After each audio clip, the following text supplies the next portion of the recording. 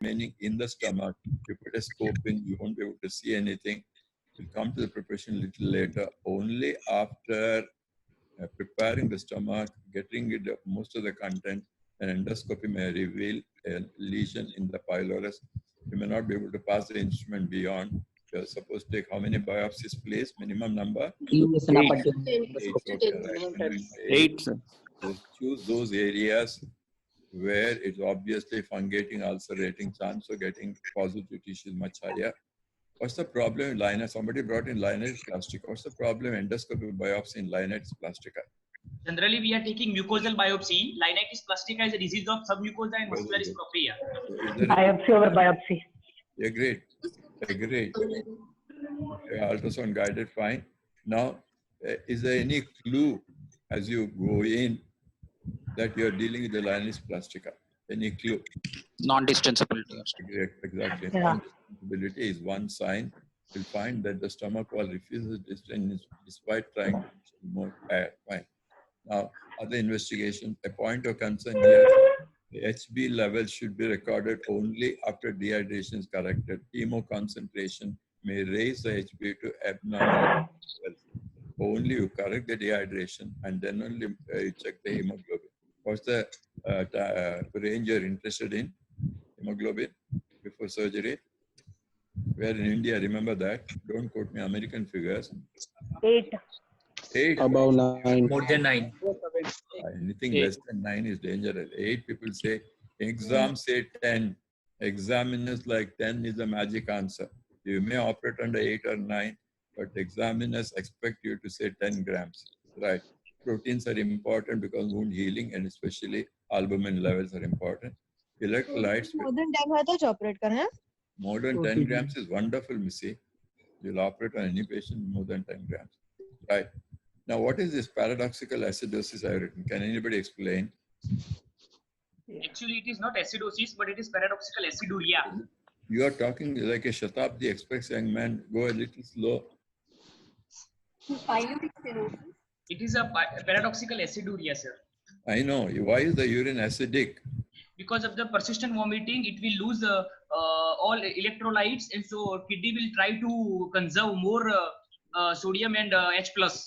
So because of that, it will be a paradoxical aciduria. You're missing one link. You're on the right path. You're missing one link. Sir, it is paradoxical because in spite of low H plus ions, H plus is being excreted. To save potassium. Yeah, see, remember, because vomiting is primarily acidic, there's an increase in the levels of sodium bicarbonate, which a metabolic alkalosis is the first step. Am I understood? Yes, sir. Metabolic alkalosis occurs because what is vomited out is maybe more of acid than chlorides. To compensate that, there's an increase in the aldosterone level. That's the point you have to emphasize. Once aldosterone comes in, sodium and bicarbonate are retained, and we have loss of potassium, hydrogen, and chloride in the urine. So therefore, the urine becomes acidic. Metabolic alkalosis in the bloodstream, urine acidic, that is paradoxical acidosis. This becomes important when you try to correct it. Now, what are the changes in the stomach? This is again important. What happens to the size? I already given the answer. It can be huge. It's like a atonic bag occupying most of the segments of the abdomen. So what happens to the tone? I already given the answer. As the abdominal wall stretches, the tone becomes less and less. Ultimately, many of the stomachs are atonic bags with hardly any muscular activity. What are the contents? Partially digested food. Now, because of the low acid content in the stomach, bacteria get in, and these bacteria act upon the partially digested food and produce lactic and butyric acid. These are the things we should remember. As a result of which, these act on the mucosa and produce gastritis. As a result of gastritis, the stomach wall becomes edematous and extremely friable. Every point here is important from the examination point of view.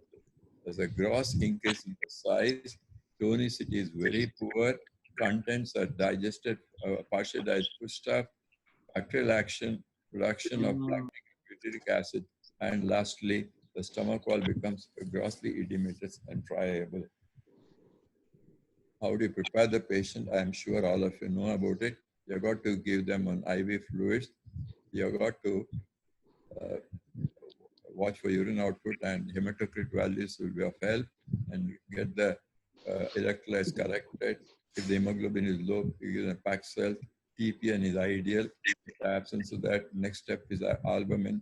Many of our patients are so poor that all that effort is amino acids. Any trade name you know for amino acids, or in the 5-star category and use only TPN? Salamin, sir.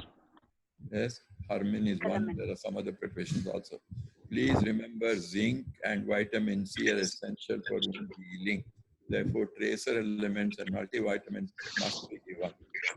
Understand that. And during this period, tell the patient take only fluids and no solids. This is an extremely difficult thing as far as the Indians are concerned. Please remember, food is an important item in an Indian's life. Whether you like it or not, you've got to remember this fact. And you've got to insist that the patient takes only fluids and no solids. Now, suppose you don't prepare the stomach properly, what could happen? You operate on a patient. I've seen this happening in one of the setups. I had to abandon the operation because the moment I made an incision stomach, I would find a lot of rice, big rice particles coming out, put a gastrostomy tube and came out and repeated surgery later. What is the risk of operating on an unprepared stomach? Quick. Aspiration. Quick. Contamination. Contamination of what? Aspiration pneumonia. Anastomosis. You operate on a friable edematous stomach wall, anastomotic leak is 100%. And remember, post-operative leaks, even today with all the antimicrobials, etc., still carry significant mortality. So don't ever be in a hurry to operate. Make sure that the patient and the stomach are ready for surgery. How do you prepare the stomach? You have to give saline. Why saline and not water? Why saline and not water? Quick. Why saline and not water used for stomach wash? Simple. Saline reduces just the edema. It makes the electrolyte imbalance worse, Baba. As such, patient is losing chlorides, you put in water and you're going to convert the electrolyte imbalance to a much worse state. So use normal saline. Quantity. 1 bottle. Yeah? How many? 5 liters. Are you worried about the fluid volume? Does it get absorbed? Nothing gets absorbed, comes out. The returns are clear. Exactly. Answer. This problem exists in government hospitals. When you tell the nurse order 5 bottles, 6 bottles, the nurse looks at you, what are you talking? You must use enough saline till the returns are clear. How frequently do you do the stomach wash? 2 hourly, sir. 2 hourly, Bapre. Maybe possible in some of the 5-star hospitals. Twice a day is more than adequate. As long as the patient taking only fluids twice a day. And how long? How long? 24 hours prior to surgery. When the returns are clear right from bottle number 1, it usually may take 8 to 10 days. The problem you're facing here is because of the malignancy, I'm talking carcinoma stomach, you want to operate early. Duodenal, of course, you can wait for a longer period of time, but you got to wait. Usually, the time taken to prepare the patient and the time taken to prepare the stomach sort of merge with each other. The time frame is same, but don't be in a hurry. Couple of days more may not really make a difference. Understand that? So prepare the stomach, prepare the patient, and then only operate. What Sir, operation? why is it so much important to stress? What and all reasons are there, sir, for the There's saline only wash? one reason we see you are making the electrolyte imbalance worse by washing out the stomach. Whatever little chloride is there gets washed away and you're going to make the metabolic alkalosis worse. That's the only reason. There are now multiple reasons. Metabolic alkalosis is made worse by washing the stomach with ordinary water. That's why you got to use normal saline. Okay? Can we add bicarbonate, sir, to remove the mucus Yes. flakes? Of course, there's nothing wrong in adding bicarbonate, but from the cost factor, probably is going to make a little more difference. what is usually done in most hospitals, what is easily and most accessible is normal saline. Okay? Sir, for how many days, sir? I didn't hear. How many days should we give the wash? At That's least. what I'm saying. You cannot say I'm going to, it's not like what I discussed, thyrotoxicosis. I'm going to operate within the next 10 days. You tell the patient and the relatives, look here, both the patient and the stomach are not in a position to undergo surgery now. It may take 10 days, it may 12 days, but in malignancy, you can't go on for weeks together. You understand the point? Easy way is when you put in the first bottle of saline in, the returns also come out absolutely clear. That means most of the content from the stomach.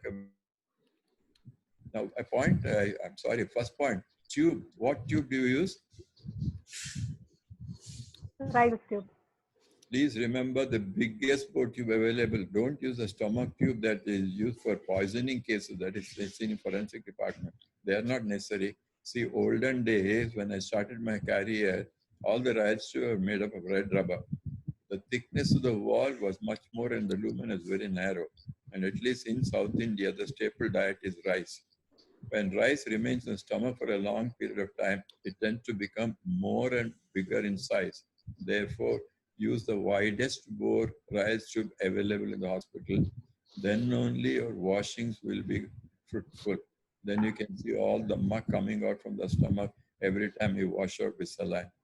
Once the returns are clear with the first 1 or 2 bottles, that's the time you decide that most of the contents have been emptied. To that extent, the friability and edema has become less, and this stomach is now safe for surgery. Look at the patient. I brought up the hemoglobin. I'm improved nutrition stated by TPN or whatever other means you have, and then only patient and stomach are both ready, and then you do surgery. We come to treatment. Of course, is malignant. I'm not going to discuss that. There have been, I think, enough videos of lap D2 gastrectomies and whatnot. I'm not going to do details. Duodenal stenosis, one of the modern things which Professor Radhakrishnan will be able to explain much better than me, is endoscopic dilatation. I have no experience at all, but it's one of the viable options, I am told, because as I said earlier, in our part of the country, we stopped seeing this once H2 blockers and PPIs came into being. We used to see plenty of duodenal ulcers in the past. There's a time when this was the most common surgical procedure in the general surgical unit, but those days are gone forever along the West Coast, Kerala, South Canada, etc. I think 2 things. One is the level of education is pretty high. Medical facilities are more easily available. And even the drugstore, forget about the alternative medicine. Drugstore will also, the moment you complain upper abdominal pain, the drugstore will dispense either PPI or H2 blocker. So most duodenal ulcers get cured. They don't know about H. pylori, but they'll give these things, give a temporary relief. And the type of stenosis we used to see in the past are not seen. In fact, when I started my career, I was told by, I don't want to mention a big name British surgery, that Indian ulcers are different from Western ulcers. Thanks to the spicy food that we eat, the reaction producing fibrosis is more. And those days, more than 40% of duodenal ulcer patients is to present duodenal stenosis. I'm sure Dr. Radhakrishnan has seen plenty of these patients in the past. Am I right, Dr. Radhakrishnan? Plenty. People with stenosis were extremely common because the figures were more than 40% all duodenals ultimately is to produce stenosis, and this is a very, very common operation in our part of the world. But the advent of H2 blockers and PPIs has at least healed most of the ulcers before producing stenosis. But I'm told in several parts of the country it's still common. That's why I got to discuss that. Now, if you got a duodenal stenosis, what's the operation? The commonest operation here is truncal vagotomy with GJ. Now, most truncal vagotomies in modern centers are done by laparoscopy surgeons, but some of you will end up with operating in peripheral hospitals where you may do an occasional appendix or a gallbladder to a laparoscope unless you got advanced training. Am I right, Dr. Radhakrishnan, or am I trespassing onto your territory? No, sir. Nothing like any one particular. I'm not trespassing. Anyhow, why I'm saying this is there are people who are working in district hospitals may not have the laparoscopic training to do truncal vagotomy and GJ with the help of laparoscope. They may do a gallbladder, they may do an occasional appendix, and most of them stop at that stage. Now, for those who are doing a truncal vagotomy, a few steps are important. Number one, please remember exposure in the cardia means you got to retract well.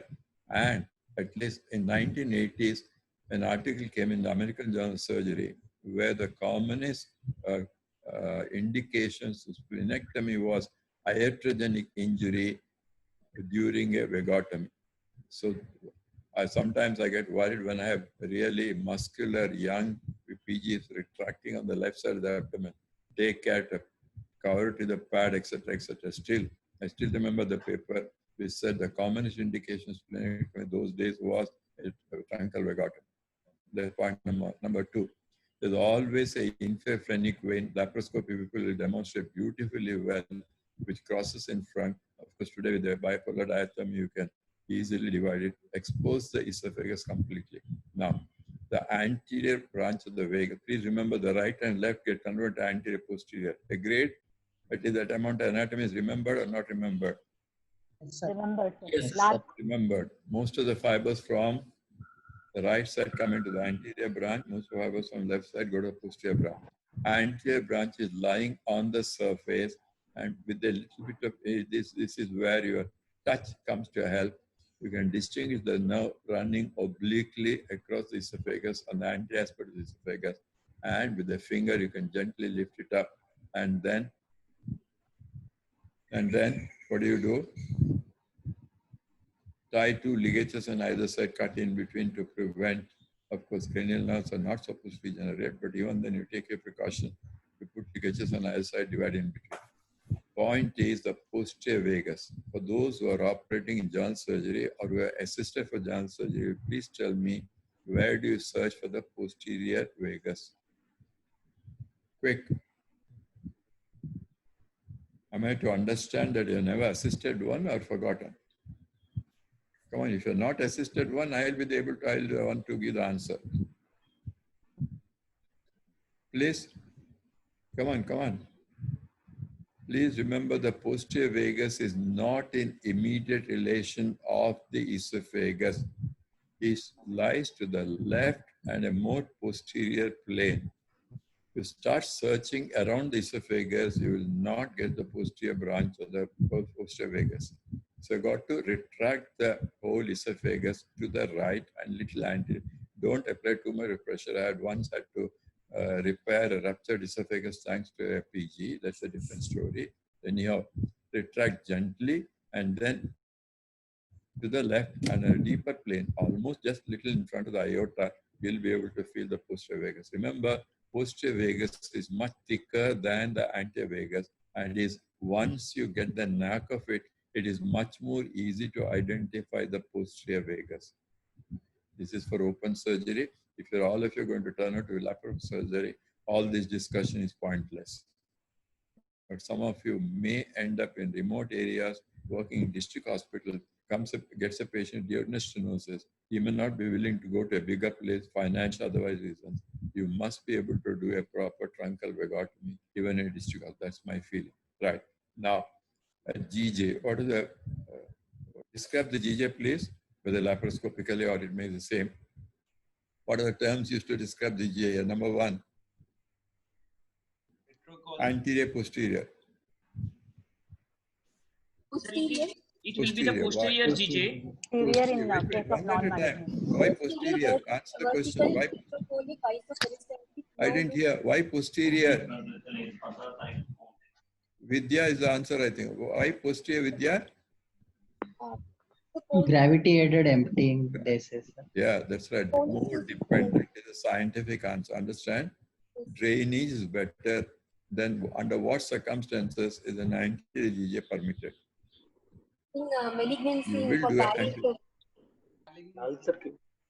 Yes, good, correct, absolutely right. Right, agreed. But why anterior in malignancy? Why not posterior? Because the nodes will be enlarged in malignancy, so it can erode the. Enlarge what? The nodes, the posterior nodes will be enlarged in carcinoma. So if we do posterior, it could. Dear lady, if the stomach is not enlarged, you are not going to do a GJ. Please remember this.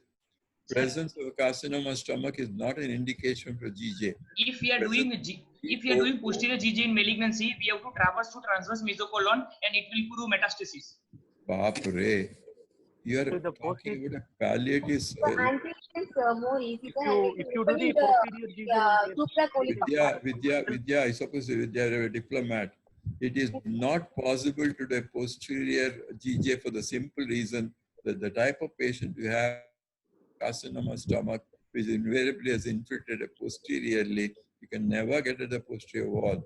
So you're forced to do an anterior GJ because of necessity. Understand that? Given a choice, would I like to do a posterior GJ? It's not feasible. That's why you're going to do an anterior GJ. Number one, posterior. Number two, vertical. Isoperistaltic. Before that, vertical. Short loop. Next word is short loop. Short loop. That means adequate loop to come to the DJ flexure to reach the stomach comfortably. Now, word of caution. I have seen in my life, because those days, on an average, in our government setup, there are 6 GJs being performed on a daily basis. Minimum 6, some days 8, 9. And it was my misfortune to undo at least, I can't remember exact number, more than 6 gastrojejunostomies. Demonstrate the DJ flexure ligament arteries to the assistant and not a fresh intern pass the other day, a PG. Make sure that you are at the DJ flexure and not at the ileocecal junction. You may think this mistake is silly. This mistake has been done by qualified people. In a hurry, they fix a point, they find it's fixed, and they presume it's DJ. You must demonstrate DJ flexure properly and don't ever do a gastroileostomy. And the short loop means adequate length so that it lies comfortably in the wall. Next, you make a opening in the transverse colon. What's the guideline here? Don't go very close to the middle colic artery. Make a window. Pull the stomach out because the dilated stomach comes out easily. And then the isoperistaltic means what? Means what? Along the line of peristalsis. Lesser curvature. Proximal end is towards the lesser curvature and the distal end is towards the greater. In fact, this has, if you look at very scientifically, no meaning at all. Understand that? In fact, Lord Moynihan used to do the antiperistaltic and the results were equally good. But till you pass, you must learn the word posterior, retrocolic, short loop, isoperistaltic GJ. This will satisfy the examiners. Understand? What should be the width of the opening? Why is it important? 4 centimeters. 10 centimeters. 5, sir. 4, sir. 2 fingers is easily said, much easier. Understand? Remember, the longer segment, longer opening can produce some complication. We'll come to a little later. So, too small an opening doesn't serve the purpose. Too large an opening. Invariably, as you start doing, you tend to do larger openings. I don't know. Radhakrishna feels I am trespassing into many territories now, I think. No, sir, they're all basics of surgery, sir. And okay, fine. Gastrojejunostomy is the first surgery for any surgeon, actually. Exactly. See, we had the advantage that those days GJs, I used to say, for PG, hernia is to teach dissection, which of course I think Rajgopal has even put it in his textbook even. Hernia teaches you dissection, GJ teaches anastomosis. Unfortunately, today, hernia has gone to laparoscopy, GJs are done only for advanced carcinomas. But I'm happy that to hear that from the PG's point of view, you have benign duodenal stenosis still needing surgery is a point favorable to PGs because they can learn to do a proper GJ. Understand? But my experience has been the younger you are, you tend to make a larger opening because you feel that for a period of time it can shrink a little and the anastomosis may be non-functioning. But you arrive at your own size for a period of time. Understand that? Now, having done, patients get, of course, a total relief of symptoms. I'm sorry, there has been some mention about antrectomy and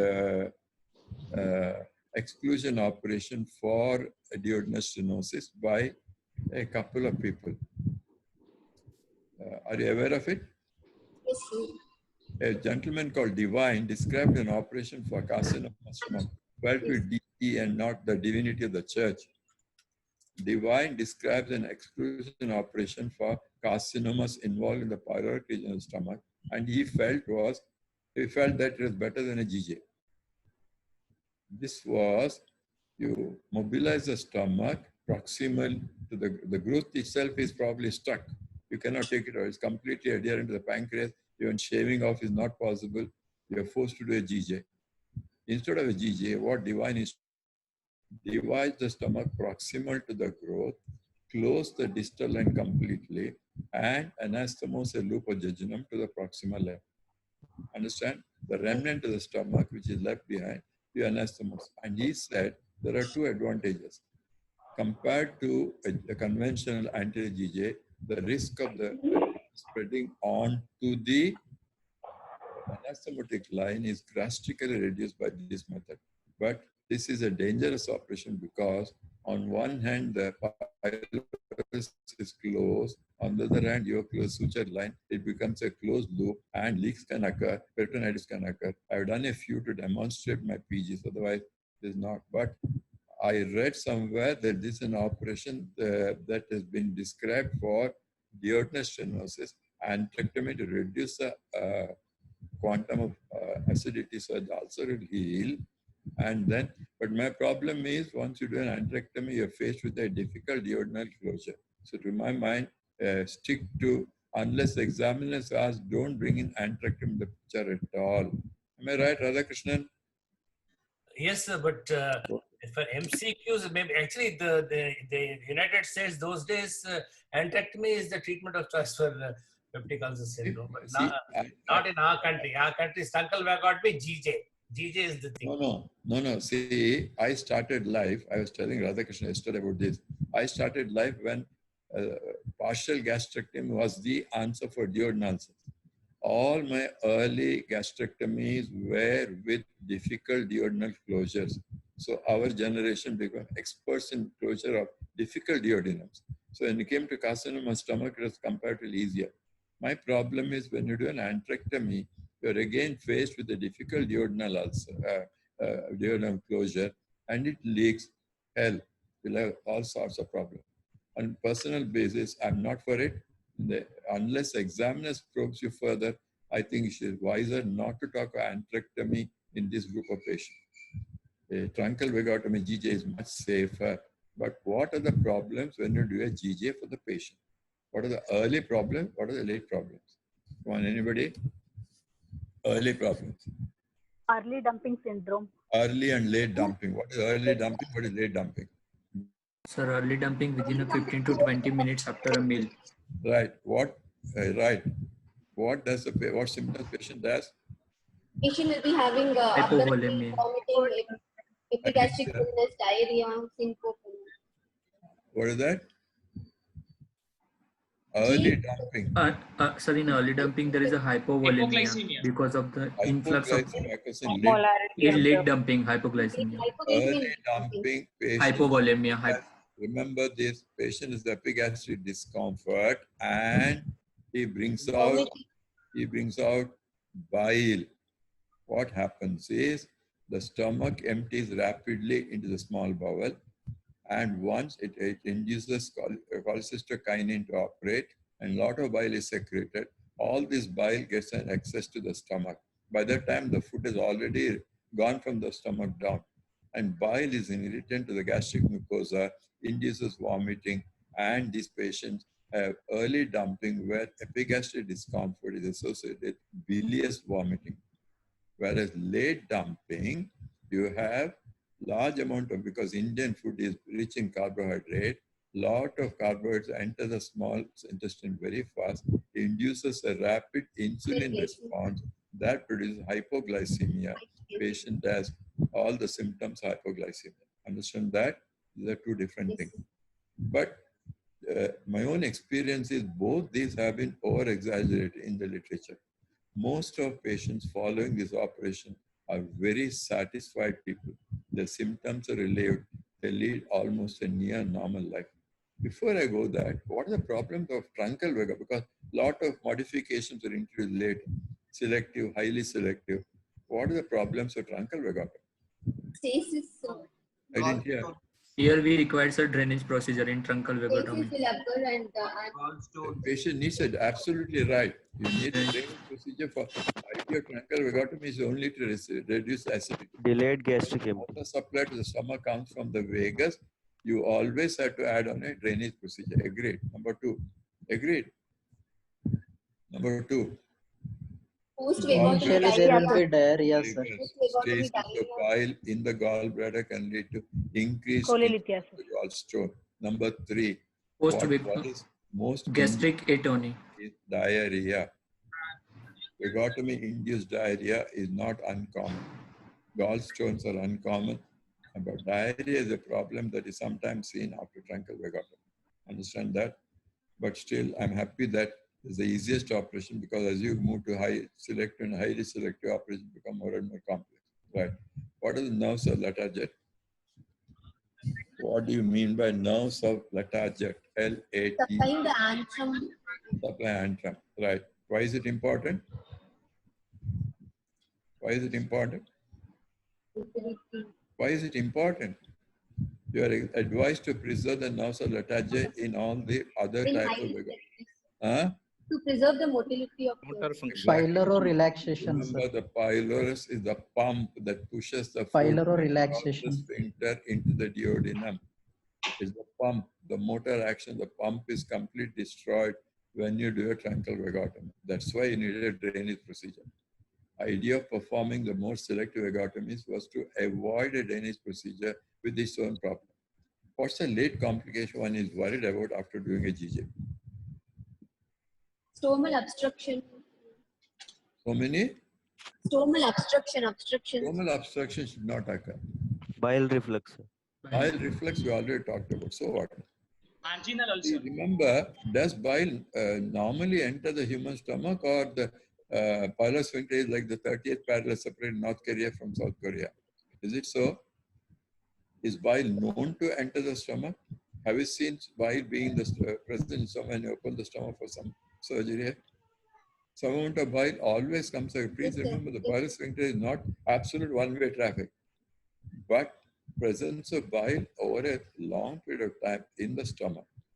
This complication, I'm sorry, before that, what is an acute complication which I have seen only 2 or 3 in my lifetime, but you efferent loop syndrome. Efferent loop obstruction. Right, very good. Why is efferent loop?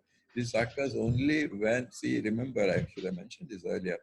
All the problems efferent loop are present when you do not select the anti-mesenteric border of the jejunum properly for anastomosis. You must hold the jejunum in your hand, start from the mesenteric border and pull it up and choose exactly the point on the opposite side, which is the anti-mesenteric. Put an Alice forceps. Understand? Do at both ends. Most of the problems occur because, see, remember, with due apologies to the senior surgeons, I think Dr. V.K. Kapoor put it beautiful the other day. I think the statement was that when you do a lateral cholecystectomy, every case you start as if it's your first case. I think this is a lesson all of us should learn. That's why I said, I think I mentioned earlier, there's nothing called minor surgeons, there are only minor surgeons. So when you choose the point for anastomosis, the line should be absolutely parallel to the mesenteric border on the anti-mesenteric border, in which case neither the efferent loop nor the efferent loop will cause any problem. All the problems is if you do an oblique cut where you start from a point near the mesentery and end up somewhere else, you get, okay, why is efferent loop such a dangerous entity? It can be life-threatening. I'll give a clue. Come on. Why is an efferent loop obstruction a dangerous? It can end up in a fatality. I'm giving a clue. Duodenal blowout. I didn't hear. Duodenal blowout. Duodenal blowout, my dear boy, usually doesn't occur in the acute state. You're right. I'm not saying wrong, but the incidence is less. What worries me is all the bile collected in the afferent loop increases the intraluminal pressure to such an extent that contents regurgitate into the pancreatic duct and produce life-threatening acute pancreatitis as a complication of afferent loop obstruction. Much before the duodenum blows out, contents, all these liquids find a path of less resistance, and the opening of the duct offers, and for reasons not very clear, doesn't go up anti-gravity towards the common bile duct. It gets into the pancreatic duct, and life-threatening acute pancreatitis is a dangerous complication following afferent loop. Agreed. Right. Another dramatic complication. Okay, I'll give a clue. Patient comes, you've done a GJ, maybe 6 months, 1 year, 2 years earlier. He comes with hematemesis. He comes with hematemesis. Come on, quick. Comes with hematemesis. GJ ulcer, stomal ulcer. Okay. Duodenal? Stomal ulcer. Stomal ulcers coming with hematemesis much before that. Aortic fistula. Really? Today Duodenal aortic fistula. Congratulations. Today has been the most imaginative day of all my 10 and 11 classes. Answer is, okay. There are classical symptoms: acute abdominal pain, lump in the epigastrium, and hematemesis. Retrograde jejunal intussusception. Now you are answering. The dramatic sequence of events you should never forget. Retrograde jejunal-gastric intussusception. Why is it dangerous? Why is it dangerous? Cause obstruction. So what? Once there is, remember, intussusception of the small bowel in an adult is a strangulating type of obstruction because the mesentery is pulled and the mesentery gets compressed. Mesenteric vessels are blocked, gangrene sets in. Remember this. It's not like the infantile ileocecal intussusception you see day in and day out. Half of them get reduced, rest of them you can do a conservative treatment. You understand the difference? Are you able to appreciate this? This jejunal-gastric intussusception, the mesentery gets occluded early. That's why they get hematemesis or congestion. And this is okay. Long term, 10 years, 12 years, 15 years later, what do you look for? Carcinoma. Carcinoma. Huh? Carcinoma of the stumps. Why? What is this? In fact, it was discovered originally by a gentleman called Balfour in 1992. But in South India, you'll be surprised to hear that this was first diagnosed by an English surgeon working in a small town called Nagarkoil. His name was Somerville. He brought to the attention because there are surgeons those days who, at least one of my teachers claimed to have removed more than 10,000 stomachs in lifetime. And then it was known as stump carcinoma because what was remaining was only the gastric stump. Understand that? Now, we don't do gastrectomy so frequently except for benign conditions. So following GJ, it's known to occur. What are the factors that contribute to development of malignancy? Metaplasia in the stomach. Metaplasia in the stomach. Why should metaplasia occur? Sorry, question number 1. Growth occurs in the stomach or the jejunum? Direct acid into the jejunum. 3 factors. Number 1, constant entry of bile neutralizes whatever little acid is present. Remember, post-vagotomy, still the gastrin component is there. Some amount of acid is still produced in the stomach, and bile neutralizes the acid. Means what? Allows bacteria to grow. Bacteria act on the nitrates and convert them into colon cancer. Colon cancer. Clue is colon cancer. I'm giving you open clues.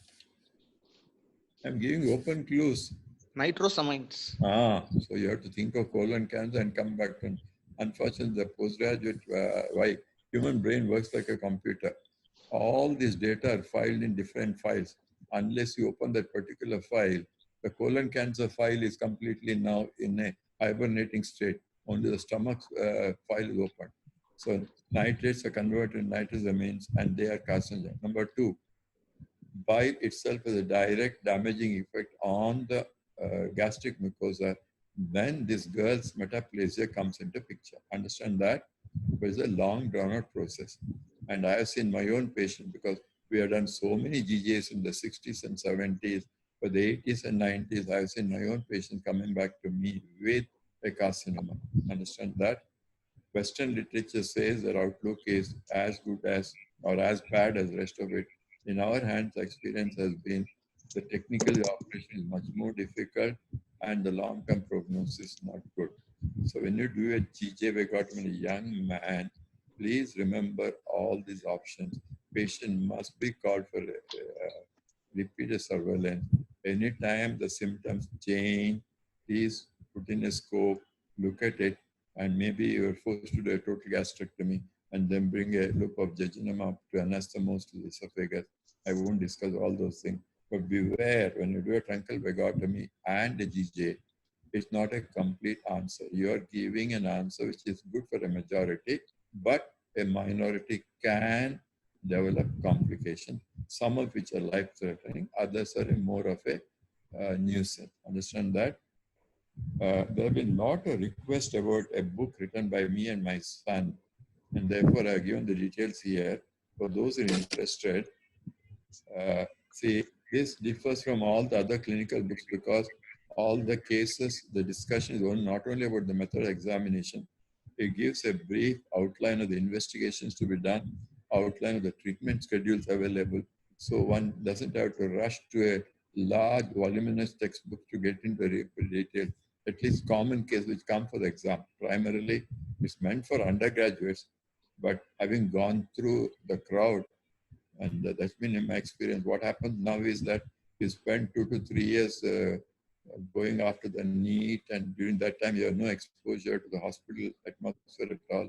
Even clinical science are quite often forgotten or not in a proper order. I think this book may be of help. Those who are interested, I put there below. anabooks.com, if you contact them online, they'll be, maybe once the lockdown is over, you can order and get those books. I provided for you is available in this book, right? Thank you very much. Radhakrishnan? Yes, sir. You want obstructive jaundice? Yes, sir. Do the students want obstructive jaundice? Ask them. Yes, sir. Okay, fine. Yes, sir. Yes, sir. Yes, sir. Okay, Friday, Radhakrishnan will tell the time. Okay? Yes, sure, sir. Sir, one question, sir, please. Please. Sir, the maximum acid is produced in the antrum, whereas but the ulcers are more prone in lesser curvature. Sir, what is the reason for it? Oh, I thought these are basic, and I didn't get into all this. Remember, gastric ulcers are not the result of hyperacidity alone. Duodenal ulcer is a result of hyperacidity. Many patients with gastric ulcer have either normal or sometimes even below normal levels of acidity. Ulcers occur at these 3 sites for 3 independent reasons. The common is lesser curvature. Reasons are 2. Number 1. Come on, quick. This is called in German as a Megen or Megenstrasse. Strasse is a road. It's a main road. If you drink a bottle of Coca-Cola, most of it passes along the lesser curvature directly into the duodenum. Those that need to be digested in the solid portion tends to remain. So most of the traffic is along the lesser curvature. Therefore, and you know, experience, more traffic, more potholes. Agreed?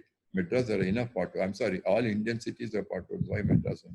So more number of traffic, more potholes. That's the one. Number 2, the mucosa along the lesser curvature is firmly adherent to the underlying muscular wall. Elsewhere, during a GJ, you can see this. You can see the mucosa layer separately. That's why when you take a bite, you have to be extra careful to make sure the mucosa is included in your bite during anastomosis. Where along the lesser curvature, the mucosa is firmly adherent to the underlying muscular wall. Number 3, if you look at the quantum of blood flow, lesser curvature has the least amount of blood flow. So injuries take a longer time to heal, and minor injuries can ultimately lead to gastric ulcer along lesser curvature. Understand? Now we come to prepyloric. Prepyloric ulcers, see, these are a hypothesis. Nobody has proved, but this will take you across the exam hurdle. That's your primary aim. Am I right? Yes, sir. Of course. Or you learn surgery after you pass your MS. I suppose you're aware of it. Your basic aim now is to get across this hurdle of the MS exam, or depend whatever it is. Then you have enough lifetime to learn your surgery. Right? Prepyloric ulcers are said to be the reflux of bile. Bile is essentially damaging to the gastric mucosa. So, as I said earlier, some quantum of bile will run in the retrograde direction, reach the antrum. That's why the prepyloric region is the second commonest site for gastric. Third is at the junction of the body and the antrum. Antrum has enough protection because although it produces, where is gastrin produced? Where is gastrin produced? G cell. Sir, antrum, sir, G cells. Where are the oxyntic cells? Body. Body. Then why the body doesn't get more gastric ulcers? You got more acid there, no? Remember. Bicarbonate is produced in the proximal parts. No. See, human being is a very complex organ. I don't know whether you believe in the supreme entity. I, for one, believe. It's too complex to be thought of by mechanical means. When the oxyntic cells, there's always enough protection with enough mucus cells which coat the stomach wall, so it prevents the acid from, it's not like dog eating dog. That is what is happening in our profession today. Anyhow, right? But one at the junction, see, gastrin is the potent hormone that acts. Oxyntic cells are the one that produce acid. But at the junction, the number of mucus secreting cells are less, quantum of acid is more. So the third common site at the junction of the body and the antrum. So ulcers in the stomach are not directly related to the acid levels. Understand that? Those days we used to do FTMs and this and that and that. And surprisingly, even duodenal ulcer patients, we hardly ever saw the levels described in Western text. I'm talking of 1960s. We never saw the levels described in Western textbook. And we came to believe that, of course, the 3 point, which old books used to use 3 beautiful English words, hari, worry, and curry for peptic ulcer. You heard of this? Hari, worry, and curry. Hari is you don't see, you give enough time for the saliva to act and some amount of digestion takes place in the stomach, in the saliva. That is hari. Worry, tension, stress produces more acid secretion. Curry is the spicy food Indians are fond of. So all peptic ulcers is to get rid of 3 beautiful English terms, hari, worry, and curry. But that acid level, that is Schwartz who said, no acid, no ulcer holds more for the duodenum than for the stomach. Have people understand? Okay, right. Thank you. Any more? I'm happy that that's what Radhakrishna is saying. People are opening up. I thought they're scared of my preparation, but I'm happy that they're opening up. You should clear your doubts now, not in the examination hall. That is too late. Right. So we'll meet on Friday. Friday, time Dr. Radhakrishna will tell you. Okay, sir. Thank you, sir. Thank you, sir. Thank you so much. Okay, Radhakrishnan. Thanks, sir. Thanks. We'll see you on Friday. Okay, thank you. Nice talking to you. Thank you.